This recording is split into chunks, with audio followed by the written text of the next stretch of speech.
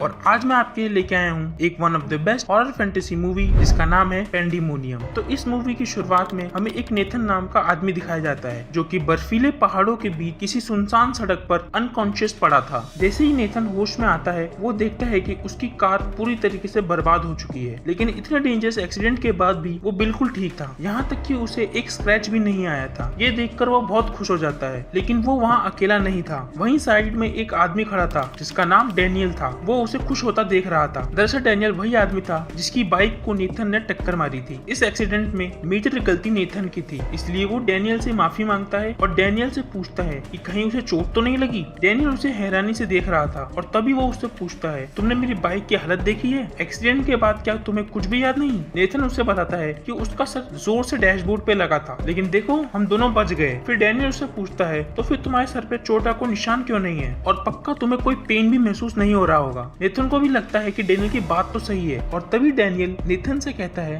क्या अब भी तुम्हें कुछ समझ नहीं आ रहा है? हम मर चुके हैं और अब हम आत्माएं हैं। ये सुन के नेथन कंफ्यूज और घबरा जाता है। वो अपनी बॉडी को फील करते हुए कहता है कि डैनियल तुम्हें कोई मिसअंडरस्टैंडिंग हुई है, मैं जिंदा हूँ और बिल्कुल ठीक हूँ और तुम भी हो। डैनियल बताता है कि जब तुम्हारी कार मुझसे टकराई थी मैंने अपनी हड्डियों को टूटते हुए महसूस किया था। शायद मेरी डेथ तुमसे पहले हुई क्योंकि तुम मेरे कुछ टाइम बाद आए। पहले मुझे भी विश्वास नहीं हो रहा था कि मैं मर चुका हूँ, लेकिन मैंने अब इस हकीकत को मान लिया है और अच्छा यही होगा कि तुम भी समझ जाओ। लेकिन नेथन ये सब मानने को तैयार ही नहीं था। तब डैनियल कार की तरफ पॉइंट करते हुए नेथन को कहता है कि वो खुद जाके चेक करे। नेथन जैसे ही कार के अंदर देखता है तो वो हैरान हो जाता है क्योंकि कार के अंदर उसकी डेड बॉडी पड़ी थी जिसका बुरा हाल हो चुका था। नेथन इस सिचुएशन को एक्सेप्ट नहीं कर पा रहा था और डैनियल के बहुत समझाने पर भी वो मानने को तैयार ही नहीं था कि वो मर चुका है। फिर डैनियल नेथन को समझाने के लिए उसकी डेड बॉडी कार से बाहर निकाल कर उसके सामने रख देता है ताकि वो सच्चाई को मान ले। नेथन ये सब देख नहीं पा रहा था, इसलिए डैनियल उसके चेहरे पर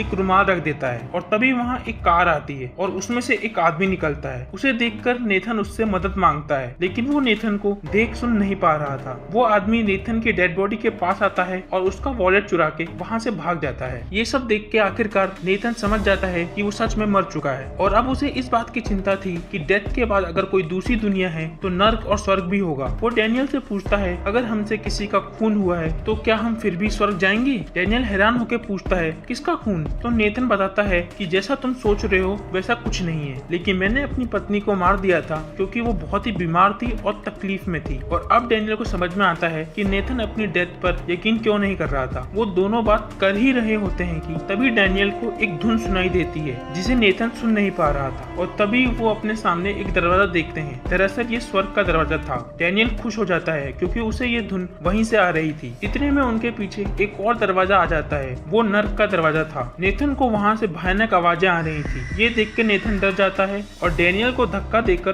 खुद ही उस स्वर्ग के दरवाजे से गुजरने की कोशिश करता है, लेकिन वो उस दरवाजे के आर पार हो जाता है और काफी निराश हो जाता है। डैनियल उसे समझाता है कि अब कोई दूसरा रास्ता नहीं है। तभी नेथन डैनियल से एक्सीडेंट के लिए माफी मांगता है। डैनियल उससे कहता है कि सारी गलती उसकी नहीं थी, उसका भी ध्यान सड़क के पास खेलती हुई एक बच्ची पर था जिससे ये सब हो गया। खैर दोनों एक दूसरे को गले लगाते हैं और डैनियल अंदर जाने के लिए तैयार हो जाता है। जैसे ही डैनियल अंदर जाता है इस बार वो भी दरवाजे के आर पार हो जाता है और वो हैरान रह जाता है कि आखिर ये कैसे हुआ। और अब तो उसे भी वो भयानक आवाजें सुनाई दे रही थी। तभी वहाँ एक बच्ची आती है जो उनसे अपनी माँ के बारे में पूछ रही थी। दरअसल ये वही बच्ची थी जिसे एक्सीडेंट से पहले डैनियल देख रहा था, लेकिन उसे इस बात का अंदाजा नहीं था कि उसकी बाइक से वो बच्ची भी मर चुकी थी। वो बच्ची एकदम से चिल्लाने लगती, इसलिए नेथन उसे उठाता है और उसे स्वर्ग में फेंक देता है। डैनियल उदास था क्योंकि अब उसे भी नर्क जाना था। वो नेथन से कहता है कि हमें नर्क में फेंकने के लिए कोई आएगा नहीं, जिस पर नेथन उसे लात मारकर अंदर भेज देता है, लेकिन वो खुद जाने को तैयार नहीं था। तभी उसे लेने के लिए एक बहुत ही भयानक राक्षस आता है जिससे डरकर नेथन खुद ही अंदर चला जाता है। अंदर उसे बहुत सारे लोग दिखते हैं जो कि जमीन पर बेहोश पड़े थे। वहाँ पर वो एक छोटी सी बच्ची को भी देखता है। आखिर वो बच्ची नर्क में कैसे आई और उसने ऐसा क्या किया था कि उसे नर्क आना पड़ा, ये सब जानने के लिए मैं आपको खुद ये मूवी देखने को रिकमेंड करूंगा। ये हॉरर फैंटेसी मूवी आपको एक भी मोमेंट के लिए बोर नहीं होने देगी। और अगर आपको इस मूवी का पूरा एक्सप्लेनेशन चाहिए तो कमेंट में पार्ट 2 लिखना ना भूलें। तो आज के लिए इतना ही, मिलते हैं अगली वीडियो में किसी और इंटरेस्टिंग टॉपिक के साथ।